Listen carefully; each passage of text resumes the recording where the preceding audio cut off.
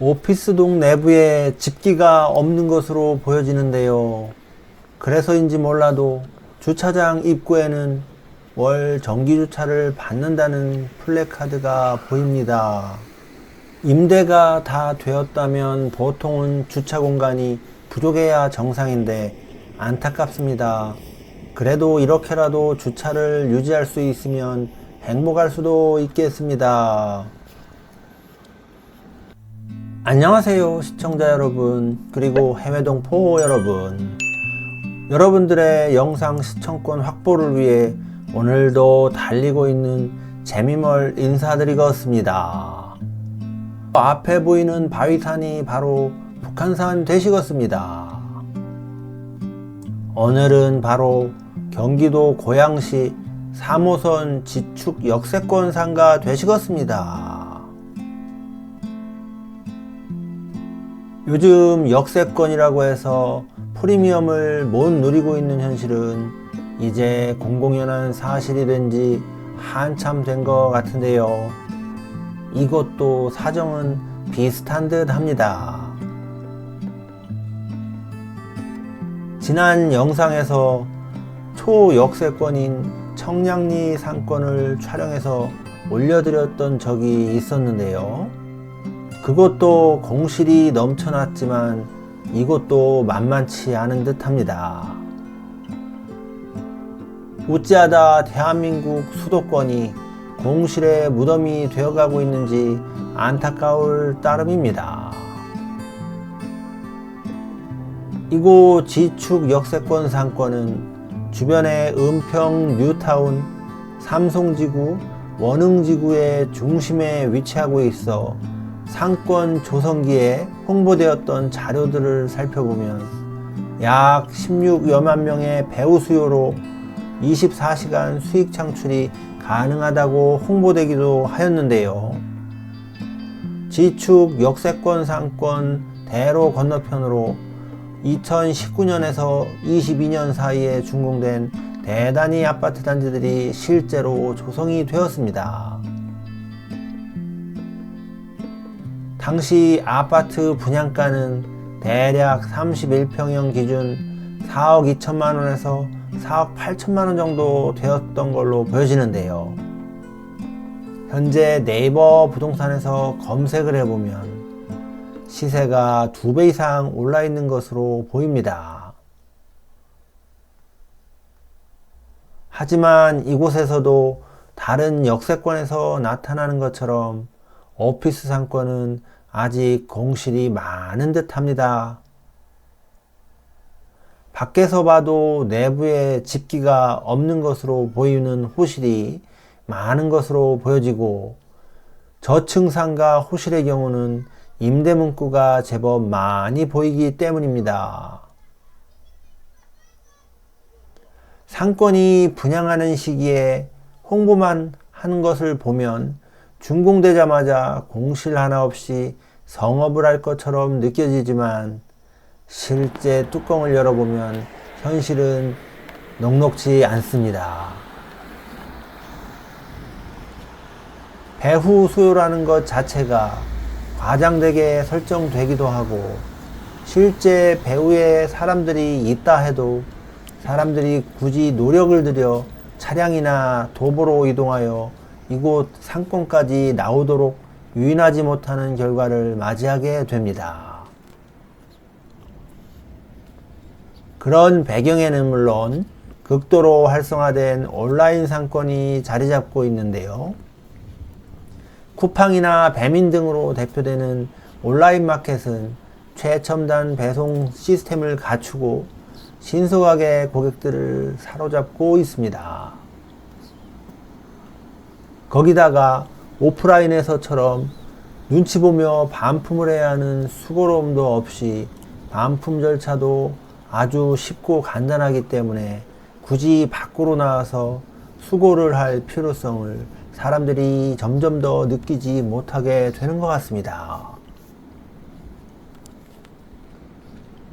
상권이 활성화되지 못하는 또 한 가지 이유는 바로 상가나 오피스텔의 공급이 실제 수요보다 많이 공급되는 측면이 있다는 점인데요. 이는 상가를 많이 지어야 수익성이 담보되는 현실적인 상황에 대한 유혹을 건설사나 시행사에서 떨쳐버리지 못하는 점에 있다고 봐야 할 것 같습니다.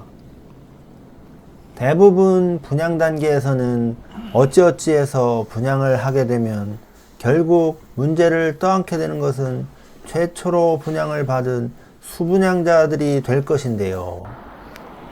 수분양자들은 장밋빛 전망을 굳게 믿고 노후자금이나 영끌하여 분양을 받고 잠시 행복에 빠져보지만 결국 직접 상가나 오피스텔을 사용하지 않는 이상에는 임대를 해야 하는데 결국 임차인을 구하지 못하게 되고, 이는 임대 수입이 없는 상황에서도 꼬박꼬박 관리비를 내야 하는 상황이 더해져서 수분양자는 잘못하면 이자를 위해 노동을 해야 하는 상황에 직면하게 되는 것이죠. 자, 저 앞에 건물에도 보면 병원 임대라고 큼지막하게 문구가 보입니다. 이런 상황은 감정이입을 해서 생각해보면 정말 끔찍한 상황일 것 같습니다. 그나마 어찌어찌 대출이자와 관리비를 충당한다 해도 이 상황이 길어지게 되면 정말 심각한 문제에 직면할 수 있기 때문인데요.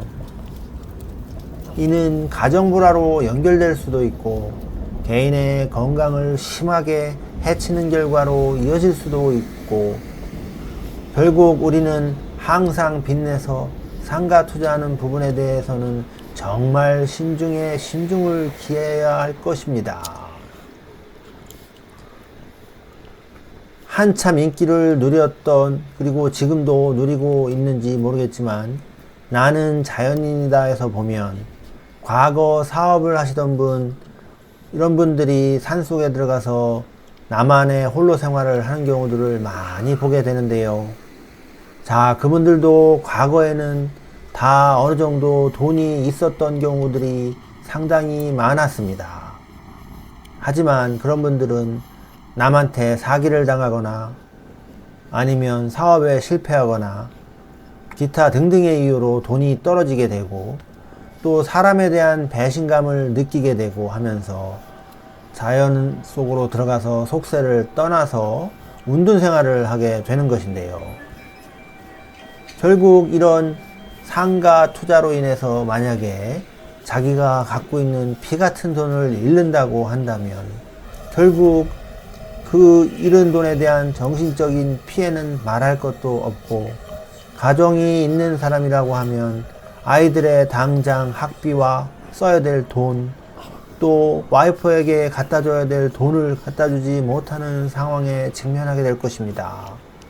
결국 가정을 유지할 수 없게 되는 경우가 충분히 발생할 수 있다라고 생각이 됩니다. 자, 그래서 항상 갖고 계신 노후자금은 정말 피 같은 돈이라고 생각하시고 항시 잃지 않도록 잘 관리를 하셔야 하는 이유가 바로 이런 점 때문일 것입니다. 가능하시면 무리하게 투자하기보다는 빚 없이 따뜻한 노후를 대비하여 자금을 잘 모아두셔야 할 것으로 생각이 됩니다. 오야둔둥 65세까지만 버티시면 국민연금이 나올 것이고, 그 이후에 조금 더 시간이 지나면 노령연금을 받으실 수 있게 될 것이고, 만약에 몸에 기력이 조금 더 남아 있으시다고 한다면 향후에 공공근로등을 통해서 조금 더 금전적인 부분을 보충하실 수도 있기 때문에 현재 가지고 계신 자산을 잘 지키시는 것이 정말 중요하다고 생각이 됩니다. 그 자산만 잘 지키신다면 나중에 비참한 노후는 분명 막으실 수 있을 거라 감히 단언드려 봅니다. 오늘은 여기까지입니다. 저는 다음에 다른 영상으로 다시 찾아보겠습니다. 오늘도 시청해주셔서 감사드립니다. 안녕히 계세요.